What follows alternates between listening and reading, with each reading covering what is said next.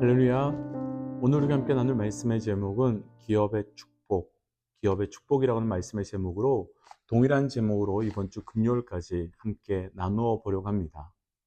먼저 동일한 제목으로 17장까지를 나눈 이유를 설명드리면 오늘 본문인 16장부터 17장까지 내용이 요단 서편에서 가장 먼저 유다 지파에게 제비를 뽑아서 기업을 나눠주신 이후에 순서를 완전히 바꾸어서 요셉 자손, 곧 므낫세 지파와 에브라임 지파에게 기업을 나누어 주시는 말씀이기 때문입니다. 이스라엘 백성은 요단 동편과 서편에서 하나님의 기업을 나누어 받았습니다. 땅을 땅이라 하지 않고 그 땅을 기업이라고 하는 것은 땅이 단순한 땅이 아니라 그 땅에는 각 지파를 향한 하나님의 섭리가 있었기 때문입니다.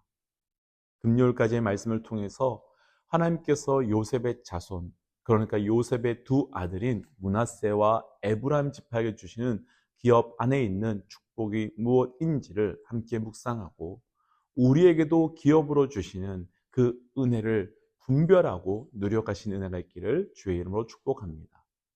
기업의 축복, 먼저 오늘 본문에서요 4절과 5절 말씀 함께 읽겠습니다. 4절과 5절입니다. 요셉의 자손 므낫세와 에브라임이 그들의 기업을 받았더라. 에브라임 자손이 그들의 가족대로 받은 지역은 이러하니라. 그들의 기업의 경계는 동쪽으로 아다롯 앗달에서 윗벨토른에 이르고. 아멘. 우리가 너무 잘 알고 있는 것처럼 요셉은 형들에 의해서 애굽에 팔려가게 되었고 그곳에서 하나님의 놀라운 역사하심으로 인해 애굽의 총리 대신이 됩니다. 그리고 그곳에서 결혼을 하게 되어 아이를 낳게 되는데 첫째의 이름이 과거의 고통을 잊게 하셨다라는 뜻의 므낫세이고 둘째의 이름이 하나님이 그를 번성케 하셨다라는 뜻의 에브라임이었습니다. 그런데 이후 시간이 흘러 아버지 야곱을 만나게 되었고 야곱이 죽기 전에 요셉의 그 두 아들에게 축복하기를 원한다라고 말했고 그래서 요셉이 두 아들을 데리고 야곱에게 가서 축복을 받게 하는 사건이 창세기 48장에 등장합니다. 그런데 그 축복의 과정에서 이상한 일이 하나 생기는데 창세기 48장 11절 이후 말씀을 보시면 야곱이 장자인 므낫세에게 오른손을 그 머리에 얹는 것이 아니라 왼손을 얹었고 또 반대로 에브라임에게 왼손을 그 머리에 얹는 것이 아니라 오른손을 얹고 축복하였습니다. 당시로는 장자에게 오른손을 그리고 차자에게 왼손을 얹는 것이 당연할 일임에도 불구하고 야곱은 그렇게 하지 않았습니다. 이 상이 불편했던 요셉은 아버지의 오른손을 들어 에브라임에게서 옮겨 므낫세에게 얹으려 했으나 아버지 야곱이 허락하지 않았고 그 이유에 대해서 창세기 48장 19절과 20절 말씀을 보시면 아우 에브라임이 더 큰 자가 될 것이며 또한 동생 에브라임이 형 에서보다 더 앞서게 될 것이다 라고 하는 예언과 축복의 말씀을 나눕니다. 조금 길고 복잡한 내용이지만 한마디로 정리해 본다면 하나님께서 주권적으로 작정하시며 결정한 일이기에 당시의 모든 문화를 알고 있었던 야곱 또한 그렇게 할 수밖에 없었던 것입니다. 그런데 야곱은 이 장면에 참 익숙했을 겁니다. 왜냐하면 바로 야곱의 아버지 이삭이 야곱을 장자로 알고 축복하고 그리고 에사가 왔을 때 이미 장자의 축복을 했다며 축복할 수 없다고 한 그 장면과 너무 비슷하기 때문입니다. 그런데 아버지 이삭으로 축복을 받았던 사건은 자신이 지금 축복하는 사건과 공통점도 있지만 차이점도 있습니다.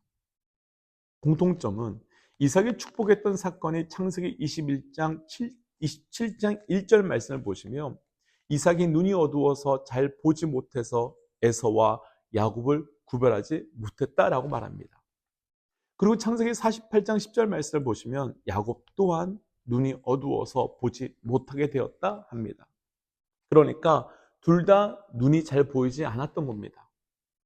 그런데 차이는 창세기 사건에서는 이삭이 보지 못해서 마치 실수한 것처럼 에서가 아닌 야곱에게 장자의 축복을 했는데 창세기 48장에서는 야곱도 눈을 보지 못했지만 누가 누구인지 정확하게 알고 있었다는 것입니다. 정확하게 알고 있으면서도 장자인 므낫세가 아닌 차자인 에브라임에게 마치 실수 같은 축복을 한 것입니다. 그럼 이삭은 몰랐지만 하나님의 뜻대로 축복한 것이고, 야곱은 알았기 때문에 하나님의 뜻대로 축복한 것이지요. 곧 하나님의 축복은 우리가 알든 모르든 아무 상관없이 하나님의 주권대로 흘러가는 것이며, 우리의 자격, 우리의 능력, 우리의 그 무엇으로 결정난이 나는 것이 아니라는 것입니다. 이 부분에서 어떤 분들은 그럼 하나님 마음대로 축복하는 거야? 라고 할 수 있지만 그런 의미 아닙니다. 그렇게 이 말씀을 받아들이시면 안 되지요. 이 말씀의 핵심은 하나님의 축복은 어떤 조건, 어떤 자격이 필요하지 않다는 것을 우리에게 말씀해 주고 계신 겁니다. 아주 간단하게, 만약 어떤 조건과 자격을 갖추어야 하나님의 축복을 받을 수 있다고 한다면 그 자격, 그 조건을 갖출 수 있는 사람이 이 땅 가운데 얼마나 있겠습니까? 하나님의 작은 자를 택하여 축복하시는 이 작은 자를 택하여 축복하시는 사건은 정말로 계속되어 합니다. 그것은 차별도 아니고 구별도 아닙니다. 그것은 하나님의 축복이 어떤 자격, 어떤 조건도 없음을 우리에게 증거하시는 말씀인 것입니다. 꼭 저를 비롯해서 우리 가운데 나를 이것 때문에, 나를 저것 때문에 그분의 축복 앞으로 나아가는 것을 두려워하는 분들이 계시다면 오늘 담대히 그분께 나아가서 그 축복의 은혜를 구하는 기도로 나아가시기를, 그 축복의 은혜를 구하시기를 주의 이름으로 도전합니다.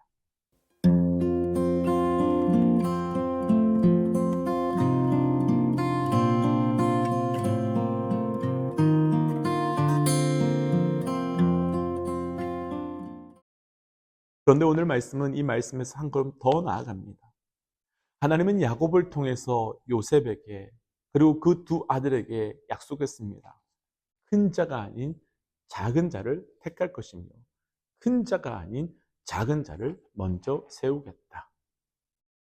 그런데 오늘 말씀에서 요셉의 족속에게 기업 나눔이 시작되었던 첫 장면인 본 4절과 5절 말씀에서는 분명 처음 이름이 호명되는 4절에서는 므낫세가 먼저 언급이 되지만 기업이 분배가 되는 5절에서는 에브라임이 먼저 나옵니다.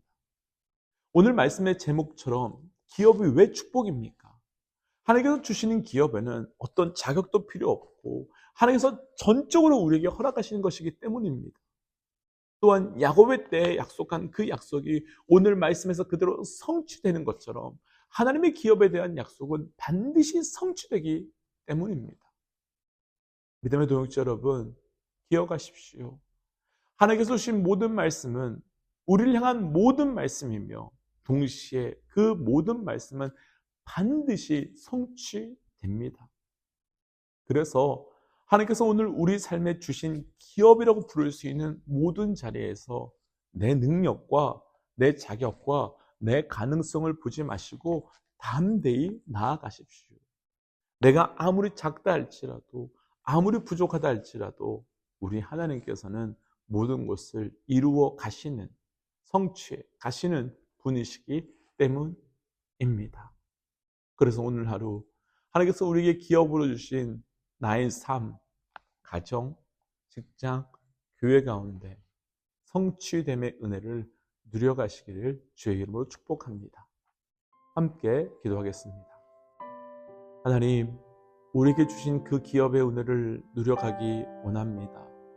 하나님, 하나님께서 하나님 약속하신 그대로 이루어 주시는 것처럼, 하나님께서 말씀하신 그대로 성취하여 주시는 것처럼 우리에게 주신 그 기업 또한 온전하게 이루어지고 성취될 수 있도록 은혜 허락하여 주옵소서. 이 모든 말씀 예수님 이름으로 기도하였습니다. 아멘. 믿음의 동역자 여러분, 오늘 하루 이루어 주시는 그 기업의 은혜를 누려가시기를 주의 이름으로 축복합니다. 함께 선포하고 또 삶의 자리로, 기도의 자리로 돌아가지요. 함께 선포하겠습니다. 하나님은 살아계십니다. 아멘. 승리하십시오.